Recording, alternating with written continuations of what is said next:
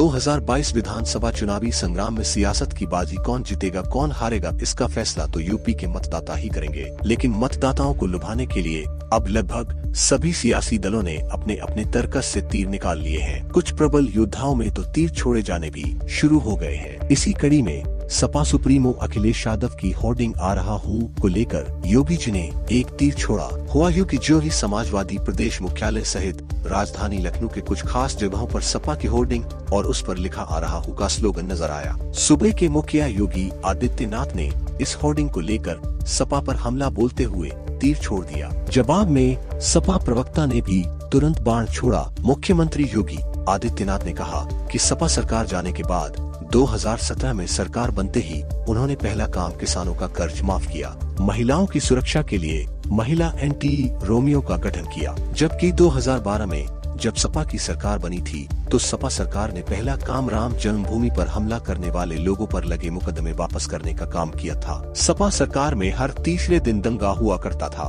कोई भी अपना पर्व त्योहार तक नहीं मना सकता था। यह सपा का इतिहास पुराना है। ऐसे दलों के चरित्र को समझना जरूरी है।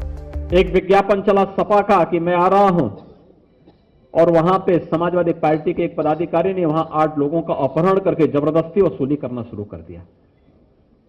तो लोगों ने कहा रे क्या विज्ञापन का मतलब यही है? उन्होंने कहा हाँ, मैं आ रहा हूं का मतलब अपहरण, गुंडागिर्दी, लूटपाट, अराजकता, प्रदेश के अंदर अव्यवस्था और दंगाइयों को फिर से प्रोत्साहन कर देना। भाइयों बहनों, ये नहीं हो पाएगा। प्रदेश अब बदल चुका है। याद करिए, हमारी सरकार आई 2017 में। हमने पहला काम क्या किया? किसानों का कर्ज माफ किया। मैं बहन और बेटियों की सुरक्षा के लिए एंटी रोमियो स्क्वाड का गठन किया। प्रदेश के लिए हम लोगों ने नई नई स्कीम के साथ हम आगे बढ़े थे। और समाजवादी पार्टी की सरकार 2012 में जब बनी थी उसने क्या किया मालूम है? पहला काम किया था राम जन्मभूमि पर आतंकी हमला करने वाले आतंकवादी के मुकदमे को वापस लेने वाली कार्रवाई को प्रारंभ करना। और दूसरा कार्य उस सरकार में हुआ था कोसी कला का दंगा। और जो सिलसिला शुरू हुआ अंतहीन सिलसिला था। हर तीसरे दिन एक दंगा।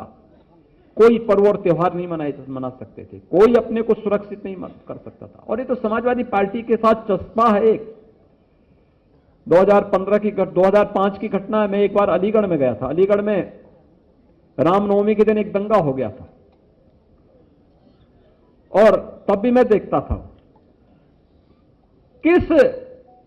कैसे समाजवादी पार्टी दंगाइयों को प्रश्रय देती है।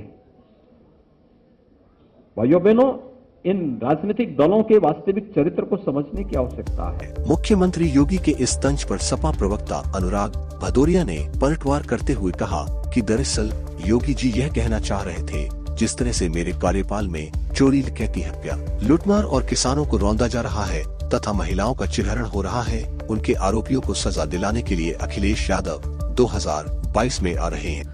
दरअसल में उत्तर प्रदेश के मुख्यमंत्री योगी जी बोलना चाह रहे थे कि मेरे शासनकाल में जिस तरह से चोरी डकैती हत्या लूट मार काट अपहरण बढ़ा है उसे खत्म करने के लिए अखिलेश जी आ रहे हैं। और यहाँ पे जिस तरह से किसानों को रौंदा जा रहा है उनको सजा दिलाने के लिए आ रहे हैं। और जो लोगों को पुलिस वाले बेवजह ठोक रहे हैं उनको जेल भेजने के लिए आ रहे हैं। और जो महिलाओं का चीरहरण कर रहे हैं सरेआम उनको सबक सिखाने के लिए 2022 में अखिलेश जी आ रहे हैं। सुना आपने। अब सवाल यह उठता है कि 2022 के चुनावी संग्राम को जीतने के लिए सब अपने को दूध का दूल्हा बताकर अपनी चुनावी बैतरनी पार तो करना चाह रहे हैं, लेकिन सूबे का मतदाता इन सभी सियासतदानों के बीच छुपी साधे हैं और सियासतदान छोड़े जा रहे तर्कस के तीरों को मुख बना देख रहा है। सब अपनी अलग अलग डपली बजा रहे हैं। कुछ ग्रामीण और शहरी मतदाता जो मीडिया को प्रतिक्रियाएं दे रहे हैं और उनकी दी प्रतिक्रियाओं से 2022 विधानसभा की जो तस्वीर उभर रही है उसमें किसी भी सियासी दल को स्पष्ट बहुमत होता इस बार नहीं दिख रहा है। राजनीतिक बदलते परिदृश्य के परिपेक्ष में यदि देखें तो साफ है कि लखीमपुर की घटना ने सियासी पारा बढ़ाकर यूपी में विपक्षी एकता को जिस तरह तार तार किया है उससे फिलहाल सूबे में भाजपा को ही मजबूती मिली है। सियासी भाव भंगिमाओं का सच तो ऐसा ही है, क्योंकि लखीमपुर की घटना पर प्रियंका गांधी ने जिस तरह सक्रियता दिखाई है, उससे हल्कान परेशान सभी हुए हैं। उनकी सक्रियता का असर भाजपा को कम बल्कि विपक्षी पार्टियों पर ज्यादा पड़ा है। प्रियंका की सक्रियता ने जहां किनारे खड़ी कांग्रेस को सियासी जंग में डटा दिया है, वहीं विरोधी दलों में जलन व खुन्नस भी बढ़ा दी है। ऐसा इसलिए भी लगा क्योंकि अन्य सियासी दलों के नेताओं से जब भी हमने प्रियंका की बढ़ती सक्रियता को लेकर प्रतिक्रिया लेने की कोशिश की, तो अक्सर जवाब यही सुनने में आया कि कांग्रेस का यूपी में कोई जनाधार नहीं है। कहना ना होगा लखीमपुर घटना को लेकर प्रियंका का तुरंत लखनऊ पहुंचना, लखीमपुर जाते हुए पुलिस से बराबर नोक झोंक करना, उनसे जूझना और बेधड़क बात करना, हिरासत में लिए जाने के बाद जिस कमरे में उन्हें रखा गया वहां झाड़ू लगाना तथा हर इश्यू पर गंभीर भाव भंगिमा के साथ बात करना, मीडिया को लगातार बाइट देना और उसके बाद मैं लड़की हूँ लड़ सकती हूँ के स्लोगन के साथ महिलाओं को 40% टिकट देने की घोषणा करना, स्कूली छात्राओं के बीच खड़े हो सेल्फी देना, खेतों के बीच बैठ किसान महिलाओं से पंचायत करना लोगों के दिलों को छू रहा है। हाल ये है कि कांग्रेस में कैंडिडेट्स का सिलेक्शन और कैंडिडेट्स की एप्लीकेशन पिछले 2 महीने से लिए जा रहे हैं, लगभग 1.5-2 महीना हो गया। लेकिन फैसला आज आप ये करते हैं कि 40% टिकट आप महिलाओं को देंगी, तो क्या जो जितने भी कैंडिडेट्स ने अभी अप्लाई किया, क्या उनमें से कोई जेन्युइन नहीं थे तो 40% का फैसला करना पड़ा, या नतीजों को ध्यान में रखते हुए, क्योंकि कांग्रेस का गठबंधन भी अभी क्लियर नहीं है किसी के साथ होगा या नहीं होगा, या जो भी पहले के नतीजे रहे हैं, या उनको देखते हुए ये फैसला लेना पड़ा कि 40% टिकट? देखिए, लेना पड़ा नहीं है ये फैसला। मैंने आपको समझाया किस लिए लिया। मैंने इससे पहले काफी इलैबोरेट किया कि क्यों लिया गया है ये फैसला।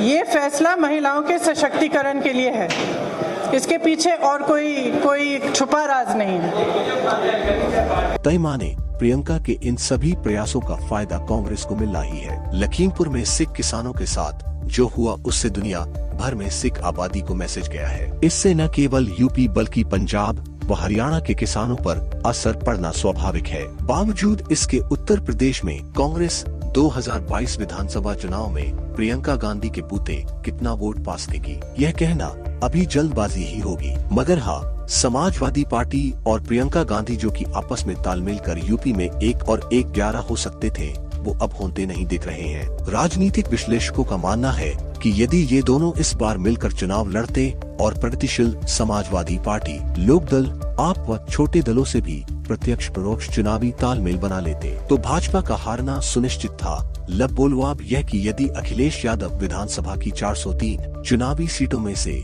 100 या 150 सीट पर अलायंस करके लड़ते, तो ज्यादा आसान होता भाजपा को हराना और खुद को जिताना। किंतु ऐसी संभावना चुनावी समर के शुरुआती दौर में तो थी, मगर जो चुनाव करीब आ रहा है, यह संभावनाएं कमजोर पड़ती जा रही हैं।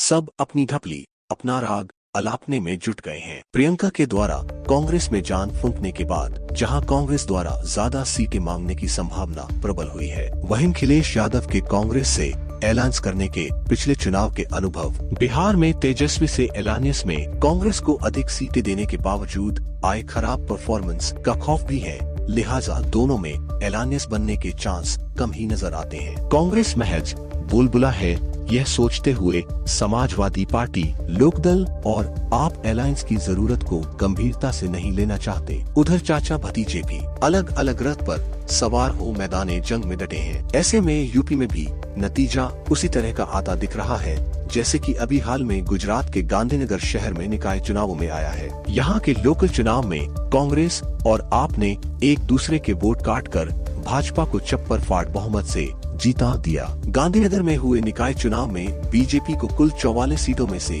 41 पर जीत मिली है। इस चुनाव में कांग्रेस को 2 सीटें ही मिली है, जबकि आम आदमी पार्टी को सिर्फ 1 सीट से संतोष करना पड़ा है। तय माने यूपी में सपा लोकदल का अलायंस भी होता नहीं दिख रहा है और न ही अभी कांग्रेस इनके साथ जुड़ने को बेताब है। हाँ, चाचा भतीजे को करीब लाने का प्रयास जरूर मुलायम सिंह जी कर रहे हैं, लेकिन उसमें भी देर होती जा रही है। बसपा एकला चल ही पड़ी है। ओवैसी और छोटी पार्टियों का अलायंस भी अभी तक राह नहीं पकड़ पाया है। आप पार्टी भी अलग ही लड़ती नजर आ रही है। विपक्ष छितर बितर हो चुनाव लड़ रहा है, एक दूसरे के घर सेंधमारी हो रही है। तो भला योगी जी तो मजे से 250 से 275 सीटें जीतकर वापस मुख्यमंत्री बनेंगे। कौन रोक पाएगा ऐसे हालातों के चलते उन्हें? कैसे मान ले कि लखीमपुर की घटना के बाद यूपी में भाजपा कमजोर पड़ी है? लखीमपुर घटना के बाद ही तो यह साफ नजर आया कि अब 2022 चुनाव योगी जी का हो गया है। किसानों के साथ अकेले